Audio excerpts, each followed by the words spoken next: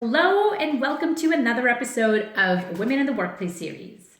My name is Humaira Ahmed. I'm your host and I'm the founder and CEO of Locelle. Locelle is a private platform for women in the workplace to easily connect with each other for support, mentorship, and networking. Today, I am so thrilled to bring to you Sophia Pugh.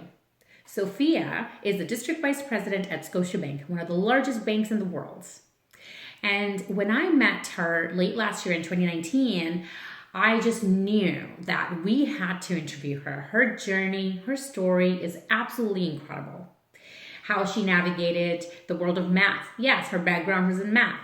To working in the tech industry. To moving from the tech industry onto the retail banking and absolutely crushing it. She also did a lot of it while being a single mom. And so without further ado, I bring to you Sophia. I hope that you find inspiration just like I did.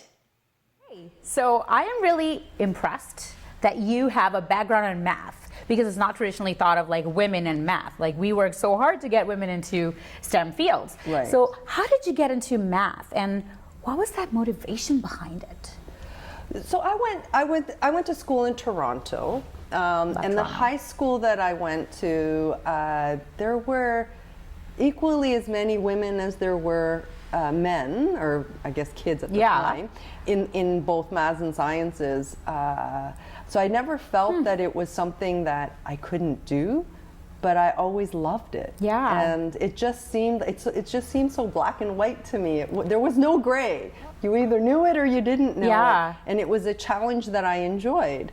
That is so interesting. So even later on in life, I went back to school and I would take predictive analytics and just take the course because I felt that it kept my mind going, and it just made sense to me. Yeah. This is so interesting because I had such a different experience in Toronto. I mean, mind you, this was university, get into software engineering, and there weren't many women. So this is, I wonder what happens between, where it's equal and then it's not. That's true, because then when I went into university, as we progressed in university, there were a lot less women. I remember my study group was a bunch of guys and just me.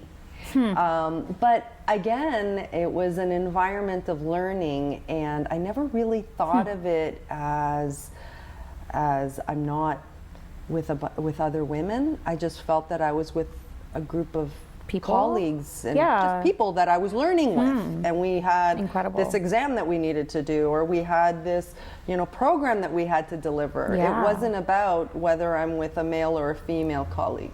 That's a really interesting perspective. Right.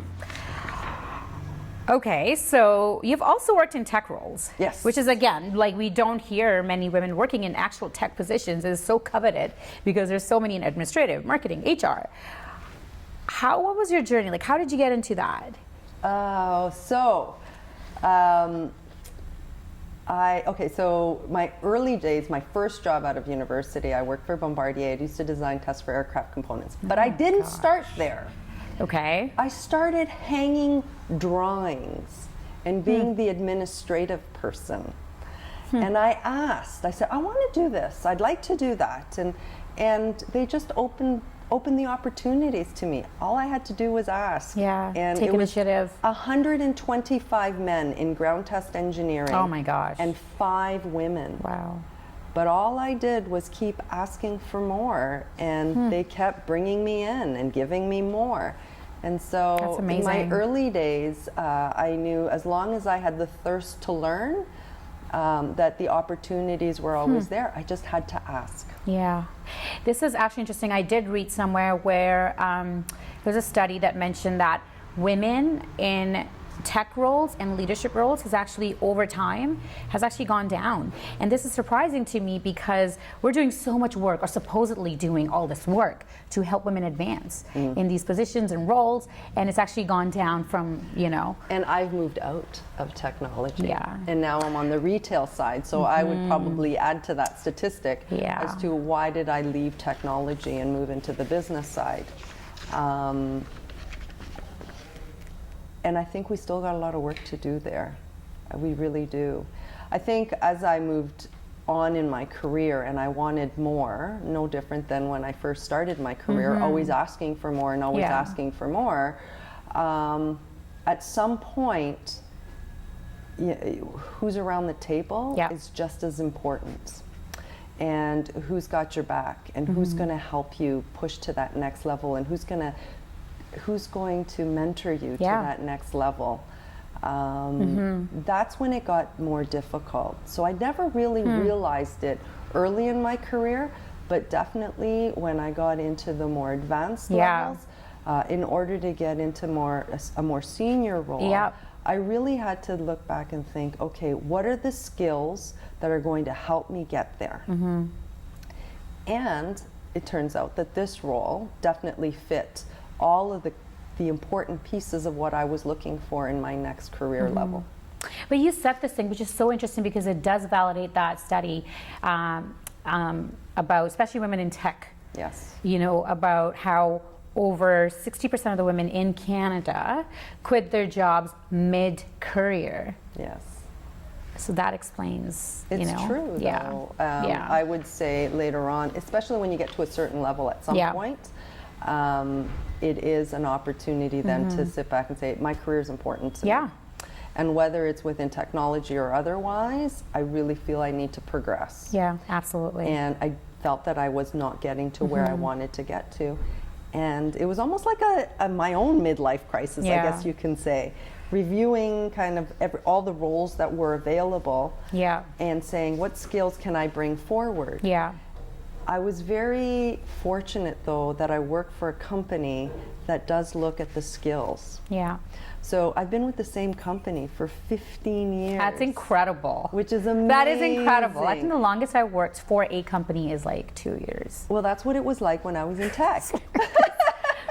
And my company now. This is the longest I've ever worked. But working within one company for 15 years and being able to be anything you want to be, or anything that you feel your career needs to be, is amazing. So I already have that in my pocket. That's I'm fantastic. very, very fortunate. And the other piece is, because I was part of the technology group, I'm not afraid to pick up the phone and say, hey, here's what's going on the ground. Why don't we talk about this? And then just share the insights from this perspective, because I'm able to give them kind of the tech side as well to it. That is so really there empowering. is definitely a balanced view now. That's fantastic. And so coming to your, again, position, your VP at Scotiabank, in my opinion, and a lot of other women's opinion, like we should be celebrating women getting into executive leadership. It is a big deal, and I just wanted to hear how you got here, and how your journey has been to be where you're at. And like I said like I just said earlier, being in a director role, which I was in Toronto on the tech side, I had the opportunity to really hone in on my skills, my leadership skills. I think at one point I was leading with the technical knowledge, and I was not leading with my leadership skills. And the way that came across was that I became the know-it-all. And I really needed to, instead, it wasn't somebody else's fault, it was really an opportunity for me to self-reflect and find a way to be a better, more effective leader. And what I did was say, okay, it's time for me now to really revisit this. I needed to learn to lead with my leadership. And that's what being in this role gave me the opportunity to do, because I didn't know anything about retail. And I took to heart what a male executive vice president coached me to. I needed to learn to lead with my leadership skills. So you learned from a male. Correct. Incredible. And he was the one that took me in, that said, and he was very blunt, and that's what we need to be. You come across as a know-it-all. And nobody wants to work with a know-it-all. And I think, I think at some point I felt that I needed to be that leader that knows it all, and And now I'm the first person to say, you don't need to know it all. You just need to know where to get the answer. Yeah. Really great point. Yeah. And I've been working with a lot of my team members to say, you're not expected to know everything, because that's an expectation that's just beyond reality. Yeah. That's also, again, so insightful, because I find I've talked to like at least, I would say, like hundreds, if not thousands, at least 1,000 women over the last 2.5 years, and one thing really stands out is that women feel the need to know it all, to just feel that we belong here and work harder to get to where men are. I don't know how much truth there is in that, because everybody's experiences are different, but what do you think that there's an element of that at all, or it was just coincidence? I don't know if it's coincidence, because I've seen it myself, and I've experienced it myself. So I personally felt that if I needed to move up, that I needed to be this encyclopedia of knowing everything. Yeah. If somebody came to me, it's no different than, I'm going to throw this out there, being a mom and your kids come to you and they ask you for something and you're always there and you give it to them. Yeah. So now somebody's going to be coming to you in the workforce, and now you think that you've got to give it to them. Yeah. And it's a different way to do it. It's not go ask your mom. Yeah. Because we never do that. Yeah, that's true. And I actually say to my kids, I don't know. And it's like, what do you mean you don't know? Exactly. Yeah. And so it's just that role model that we play is always the one that has all the answers, and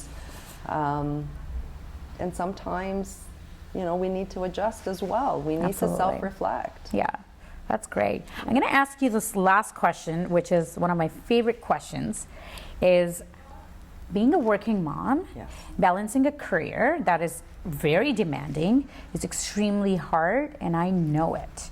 I am one too. How can we navigate as women motherhood in, as well as making sure that we're not taking a backseat when it comes to our careers? So I have this thing where I'm always about iterating. It's no different than in development. We always have to keep iterating.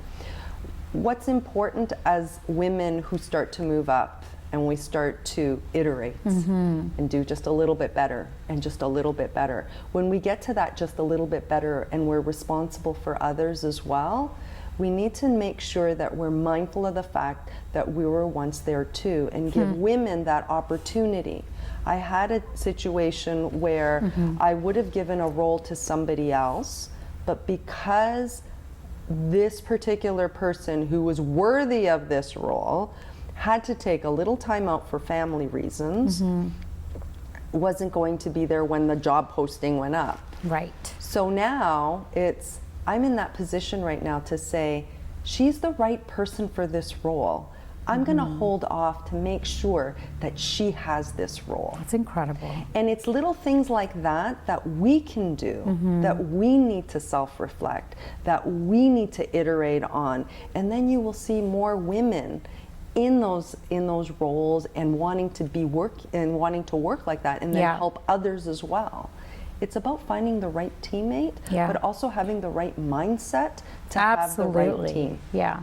That's beautiful. Thank you so much. I mean, again, thinking that there are women like you who acknowledge that and who want to support others. And also for men, I would think, because my husband's very supportive, is that the workplaces need to offer that environment, that ecosystem, that flexibility, that, we're acknowledging we're human beings and we have life. And we have families, so. And that's where it comes down to, we talk about women in this and women in this. It's really, it's not an us versus them. Absolutely, no. It's really a time for us to say, what can we do that's within our purview to be able to help others be the best version of themselves as they can. Yeah. And whether it's male or female, it's amazing. I mean, even when I have my male leads and I say, well, what's going on at home? We do talk about that. Yeah. And it's okay to say, my son has a lacrosse game and I need to get to it. Yeah. And because I give them permission for that as well. It's not just the mom saying it anymore. It's also the dad. Yeah. And it's really the ownership or the accountability is with me to ensure that I have an environment that allows for that. Yeah. And then I have a more engaged team in the end. Because what you give, you get back tenfold. That is so whether true. it's male, whether it's female. And a diverse team is the most important way to build a high performance team. Yeah. You cannot have a high performance team based on one flavor of human. Yeah. No, that's great. Thank you so much. What a great way to end. Thank you so much, Sophia, for your time. I hope that you learned something incredible, you know, and also see, you know, different faces of leadership that are not only inspiring, but also paving the path for others. Thank you so much again. I'll see you next time.